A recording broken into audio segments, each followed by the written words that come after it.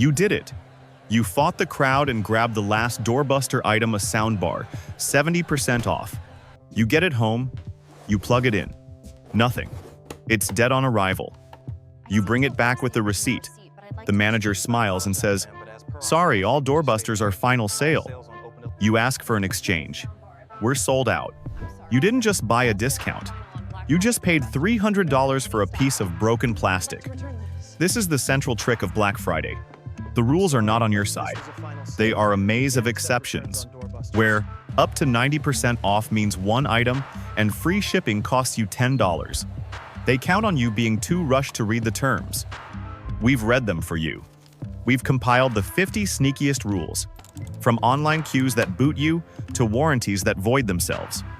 We'll show you the quick checks to see if a deal is real, and the one thing you must do before you pay to protect yourself from a final sale trap. Ready? Number 1. You can't save a spot in line with an empty chair. You've been waiting since 4 a.m., but your friend needs the bathroom. You put a folding chair down to hold their place. Security guards often have the authority to remove that chair and give the spot to the next person. Most store policies for major doorbusters state you must be physically present to hold your place. It's not like reserving a table. It's an endurance test, and that empty chair just lost the race. Number 2. The wristband voucher has an expiration time. A store employee hands you a paper wristband, guaranteeing you one of those limited stock game consoles. You feel safe, so you browse other aisles. The problem is the fine print on that band. Voucher valid until 8 a.m. only. You arrive at the register at 8:05. The store has already given your guaranteed item to someone from the standby line. That voucher wasn't a guarantee. It was a timed ticket. Number 3. You are limited to one doorbuster item per household. You and your partner wait in line together, planning to buy 2 of that cheap laptop, one for you, one for a gift. You get to the register separately. The cashier scans the first laptop. Then your partner steps up. The system flags the purchase. The policy is one per household or per address. They deny the second sale, even though you are 2 separate people. Number 4. Reselling your spot in line can get you banned. You see an opportunity. Someone near the front is offering to sell their spot for $100. You pay them and move up. A store manager sees the transaction. They promptly escort both you and the seller off the property. This is considered non-sanctioned commercial activity on private property, and it's a fast way for retailers to kick you out before you even get inside. Number 5. You cannot use tents that obstruct pathways. You plan to camp out, so you bring a small 2-person tent to block the wind. But the store policy and often city ordinance forbids any structure that blocks the public right-of-way or the store's emergency exits. Security will force you to take it down, leaving you exposed to the elements. They aren't worried about your comfort, they're worried about liability and crowd control. Number 6. The family standing together rule counts as one. Your whole family, you, your partner, and 2 kids are in line. You think this means you can get 4 of the doorbuster item. But the employee handing out vouchers counts you all as one group. The fine print defines a party or family as a single unit, regardless of how many people are physically present. You just waited all night for 1 item, not 4. Number 7. While supplies last means there is no rain check. This is the oldest trick in the book. The ad is for a $500 television. The fine print says, "While supplies last." You get there when the store opens, and they are already gone. You ask for a rain check, a voucher to buy it at the same price later. They refuse. The "while supplies last" language legally protects them from having to honor the price once the advertised inventory is gone. Number 8. Up to 90% off can apply to only one item. You see a giant banner. Up to 90% off. You rush in, assuming everything is heavily discounted. But that "up to" is doing all the work. The retailer may have exactly one item in the entire store, like a no-name brand of socks, priced at 90% off. Everything else is 20% off. The sign was technically true, but deliberately misleading. Number 9. You must buy a bundle to get the advertised price. The ad shows a new camera for a ridiculously low price. You find it, but it's only available as part of a holiday bundle. This bundle includes a case you don't need, 2 lenses you don't want, and a cleaning kit. The price of the bundle, of course, is $300 more than the camera price you came for.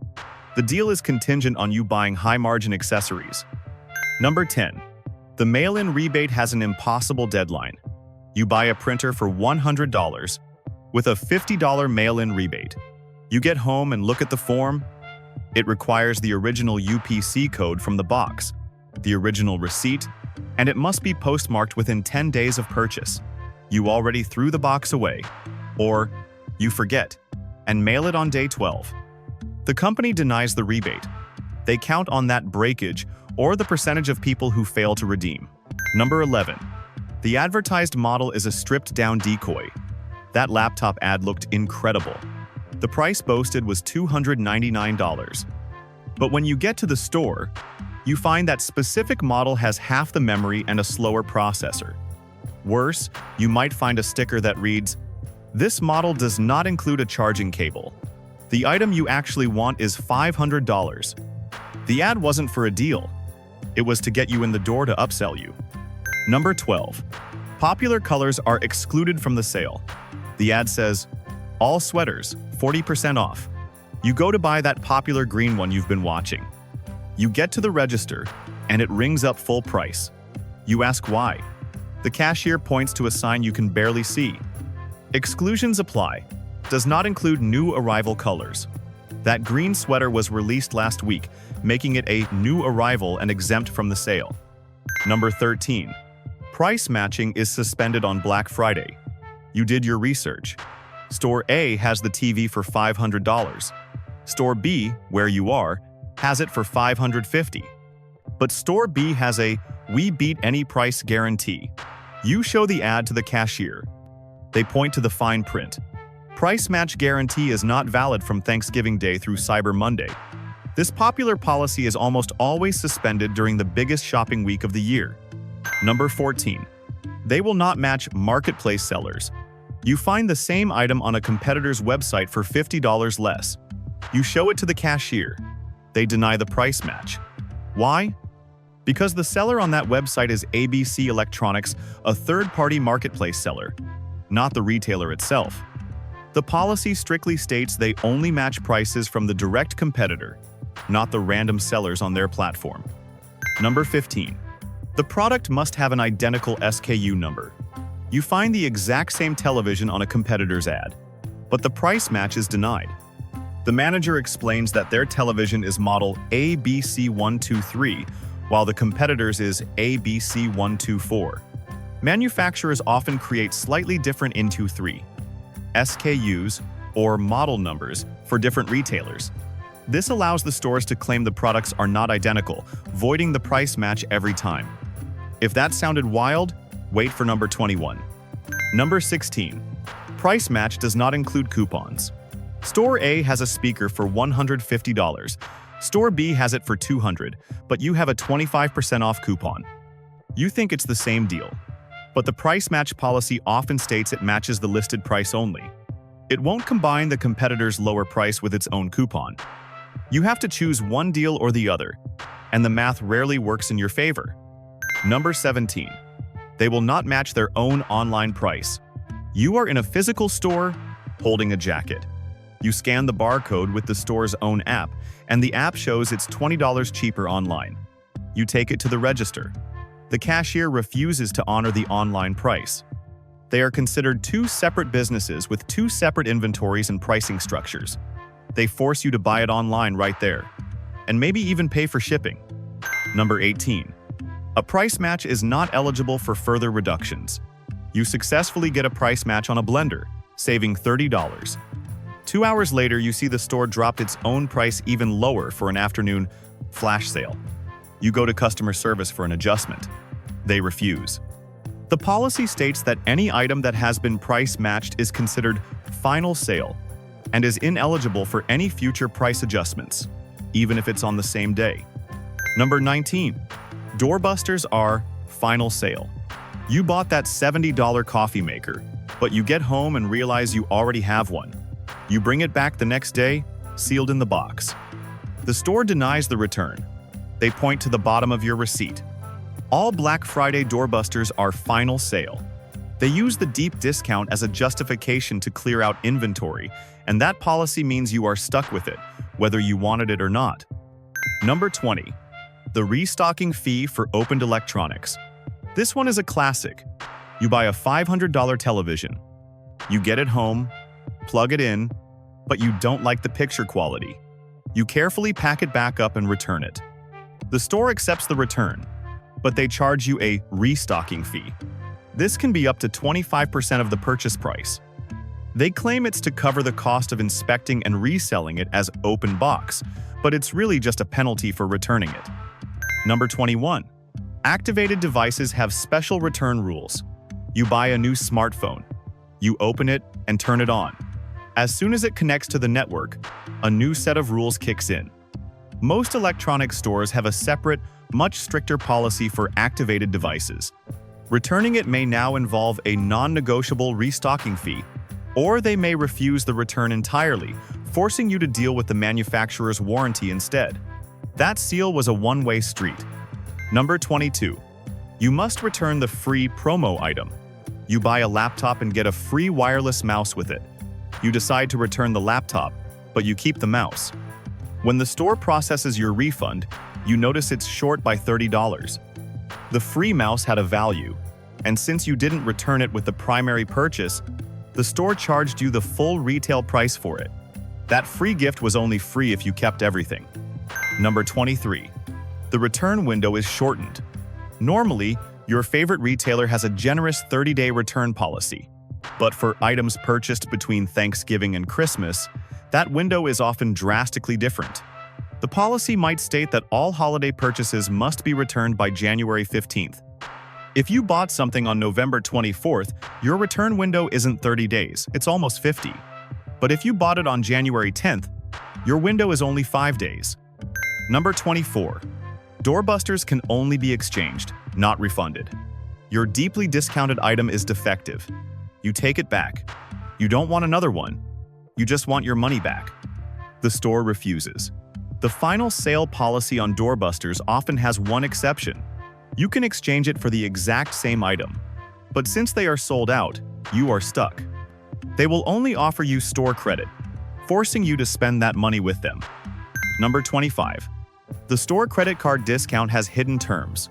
The cashier offers you an extra 20% off your entire purchase if you sign up for the store credit card. You agree. You get the discount, but you don't realize that the card's interest rate is 29.9%.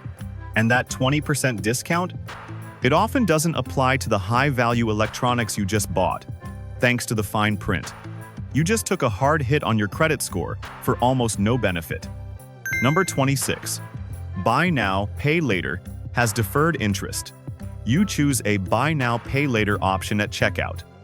0% interest if paid in 6 months. You make your payments, but you miscalculate the last one and leave a balance of just $10. The grace period ends. The agreement states that if any balance remains, you are retroactively charged all the interest from day one. That $10 mistake just cost you $100 in deferred interest.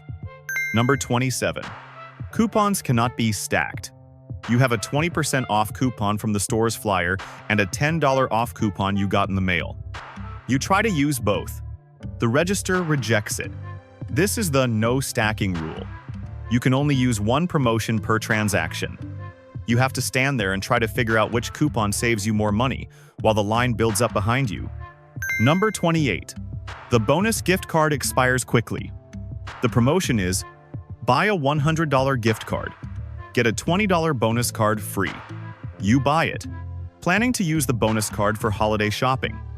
But the bonus card has fine print the regular one doesn't. It's not a gift card.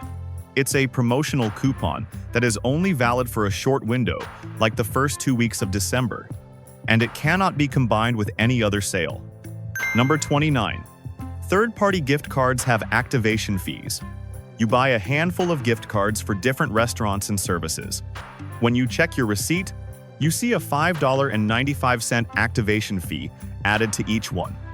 The store selling the card adds this fee to make a profit, but it's not disclosed on the gift card rack itself, only at the register. Your $100 gift card just cost you almost $106. Number 30. That store card shouting 0% APR for 12 months is not the same as no interest if paid in full.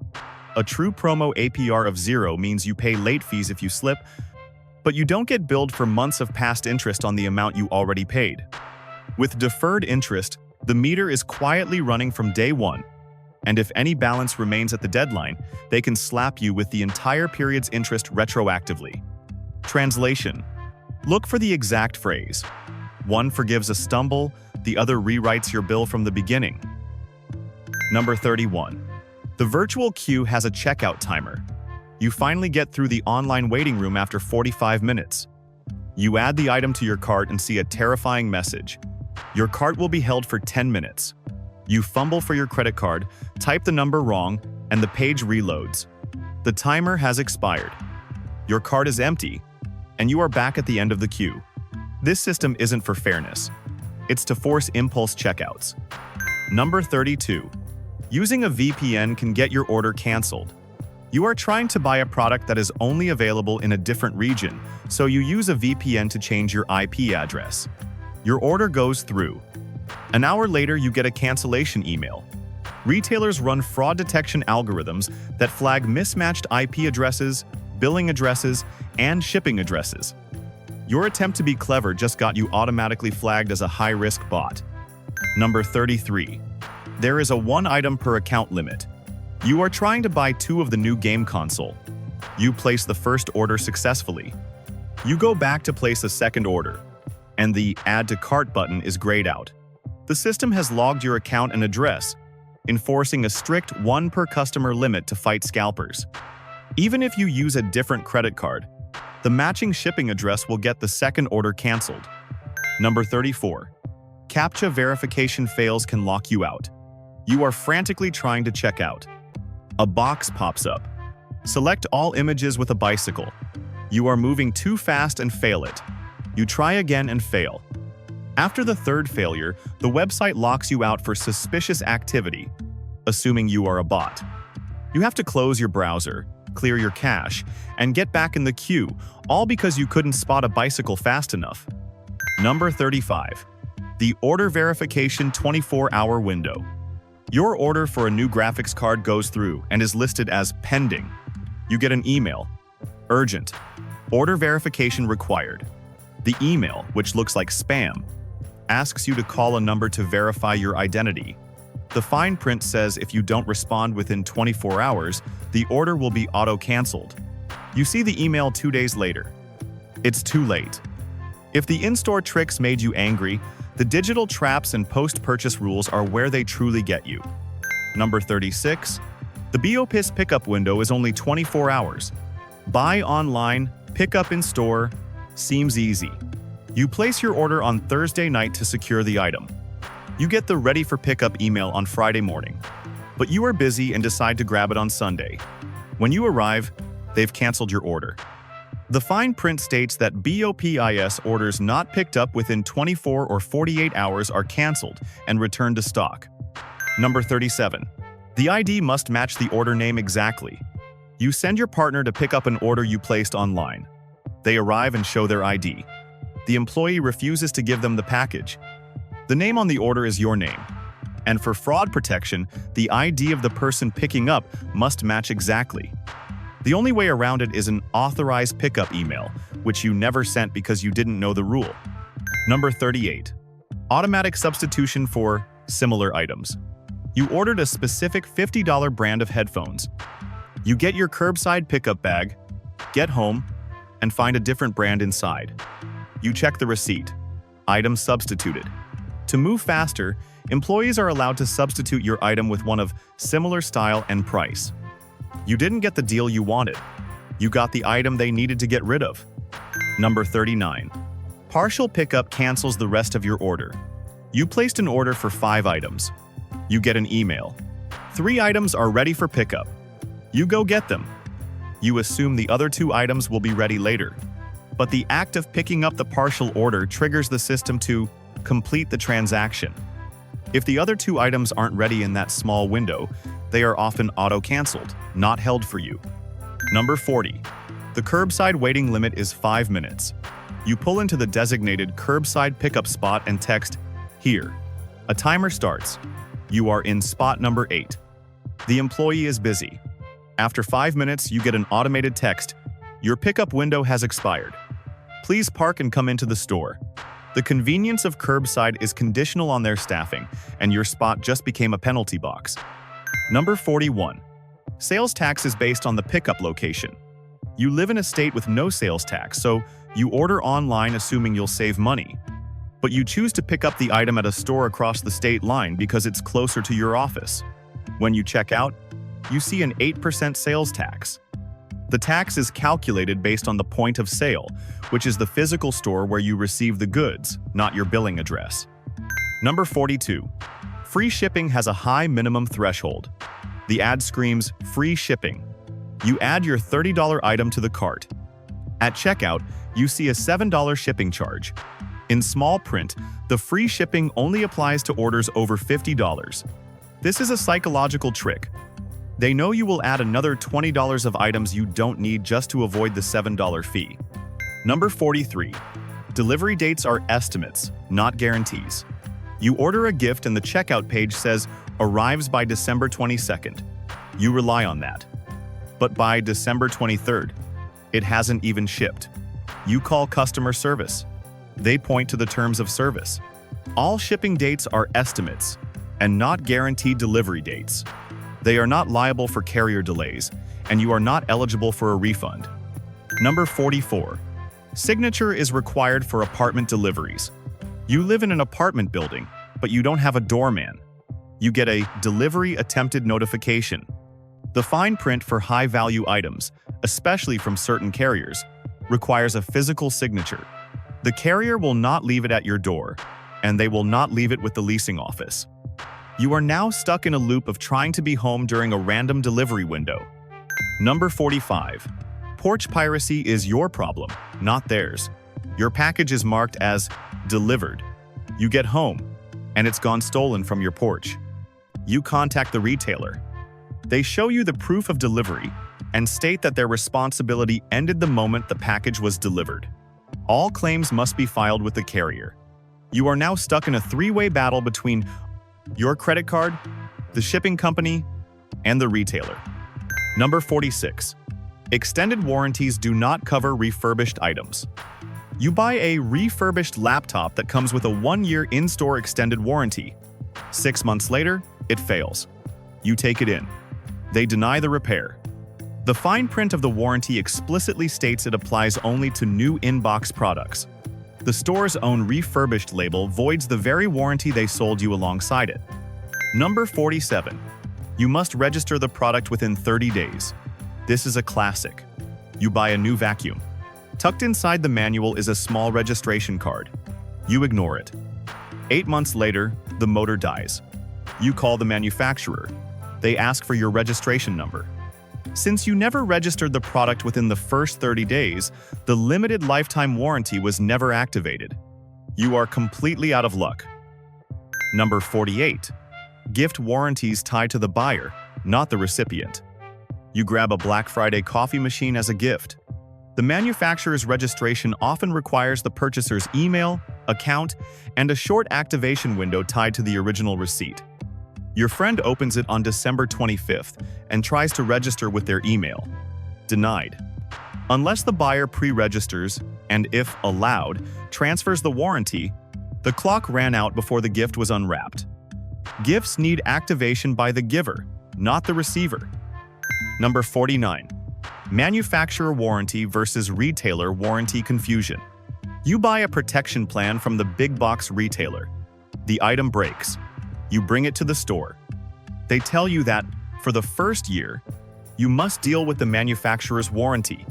The expensive 2-year plan you bought from the store doesn't even kick in until month 13. They are selling you redundant coverage for the first 12 months. Number 50. You pay the shipping for mail-in repairs. Your new $50 headphones stop working. You check the warranty, and it covers parts and labor. You file a claim. The company approves it but sends you an address and a shipping label. But that hasn't been paid for. The fine print states, Customer is responsible for all shipping costs to the repair facility. Insured shipping for electronics costs $25. The company makes it so expensive to use the warranty that most people just give up and buy a new product. From hidden fees to warranties that expire before you even open the box, the rules of Black Friday are designed to look like opportunities but function like traps. It's a psychological game where the house almost always wins. But by knowing the fine print, you can at least change the odds. Remember, these rules are not universal. Policies vary by city and state. What's the sneakiest trick you've ever seen? Or, what's the worst fine print trap you've fallen into? Let us know in the comments.